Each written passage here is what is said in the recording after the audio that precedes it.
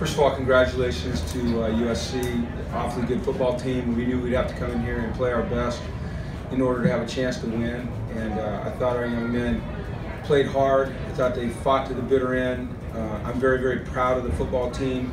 Unfortunately, we made some mistakes, and they made some plays that prohibit us from winning. The obvious things were the special teams issues we had. Not being able to convert early with the field goal, not ideal situation for JJ there. Certainly the punt return where they fooled us.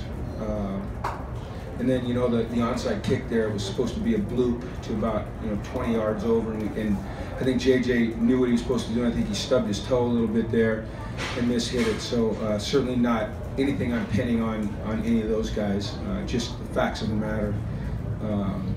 And then we didn't protect the ball well enough, and uncharacteristic of us, we were not very good in the red zone, and that's something that we've done well.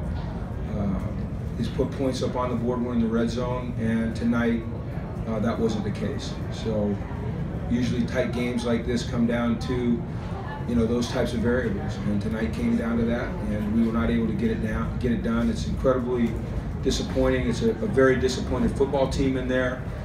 I commend them for their energy, their effort, their enthusiasm, the attitude they brought to this game, the way they worked all week, the way they fought all game, the energy on the sidelines, and I expect them to bring that exact same type of effort next week to the Rose Bowl on Friday night when we try to go 6-0 at home and even this thing out. So it's been a tough season. Obviously, we've had to overcome tremendous disadvantages on defense in terms of personnel.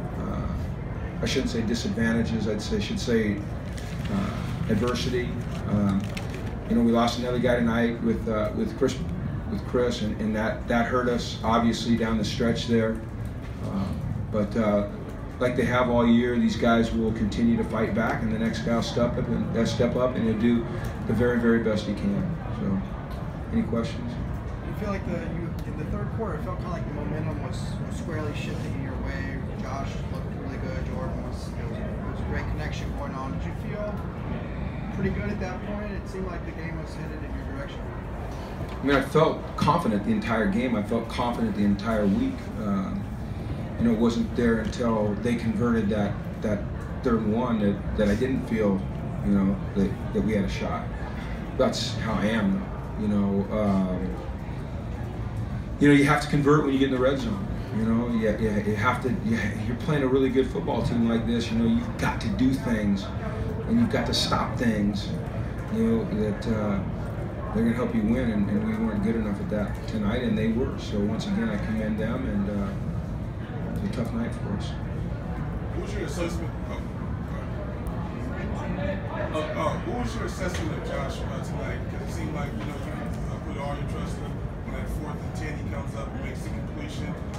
Even in the fourth quarter, right there, he gets the last game in the corner. I mean, what's your assessment of him in this game? I know you haven't had a chance to watch the film. Yeah. You know what? I'm not going to make a full assessment until I watch the film, like you just said. He did some tremendous things, and then just like every quarterback and every player and every performer, there's some plays, there's some moments that they'd like to take back. I think that when you talk to Josh, what he will talk about probably more than anything is not the yards and the touchdowns, but the missed opportunities. And that's what great competitors do. That's what great performers do, is they're highly critical of themselves at all times. And I think that's one of the reasons we've seen such growth out of Josh, is that he's going to be highly critical of himself, even though I think he threw for... What did he throw for? A lot. 32 of 52 for 421. And he's going to come in here and he's not going to talk about those 32 completions for 421 yards. Josh is going to talk about that one interception. And that's one of the great things about that young man, and one of the things I appreciate the most is it's all about team, and it's all about winning for him. Coach, you mentioned the red zone late in the game. There is a decision on 4th down inside the 10-yard line to kick the field goal. Kind of what went into that decision? My decision to kick?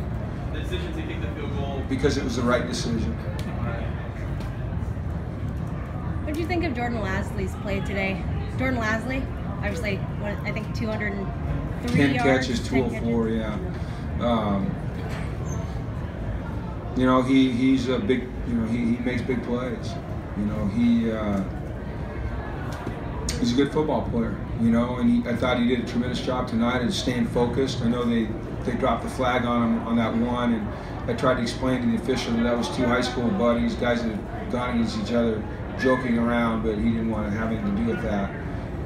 But his performance tonight in a game when, you know, we're missing Darren Andrews, we're missing Caleb Wilson, and, you know, some of those guys that have been great receivers for us and put up a lot of yards. You know, 2 weeks in a row now, Jordan's come up big, and we're going to need that again next week.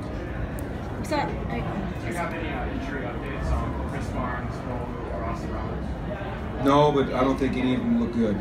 So, yeah, we'll just have to, you know, the next guy have to step up, and we'll just have to keep going, and we'll do the best we can, and that's what these guys have done all year, especially on defense and in the receiving corps, is they just step up and they do the best they can. So. Jim, how much would a bowl game in the trajectory of the program? Well, right now, you know, if we can you know, pull this thing together and come back with great energy next week, which I expect us to do, and we can go out and we can defend our home field again, and we get to a bowl, I think it would mean a lot for these young men, given the circumstance of this situation, and that's what we're going to try to do. Will Kenny was in a shoulder sling. Is he out for a long time? Is he? You know, I was hopeful that he'd be able to play tonight. He suffered a severely bruised rib last week. Our thought was that they'd be able to, you know, block the pain in some form or fashion, in a safe way, certainly for the player, and that he'd be able to play. But as the week went on, he just was not able to recover. The pain was so intense, and he couldn't raise his arm, he couldn't take a deep breath, and so we just couldn't put him on the field under those circumstances. It really is it's more of a pain issue than anything, but it's a severe pain, and it's a deep pain, and it's a pain in an area where it affects his breath. The punt return where they faked you guys out, is that just something that's hard to prevent? You know, how can you prevent that? These guys are so used to just flying to where the returner is. Well, everybody has a responsibility on punt return, and we've been good on it this year. And we picked the wrong time to not be good on it. We picked the wrong time to have our right gunner collapse to the ball and not have awareness of the guy back there. Those are things that we work on, things that we talk about. You know, you could see it setting up from the sideline, but unfortunately, you know, you couldn't get it conveyed to the players as the play was developing. It's a tough lesson to learn, you know, especially when we work so hard on it, and guys have been consistently good at it all year. So, you know, great play by them. Very well executed by them, called at the right time. Is that it? Thank you.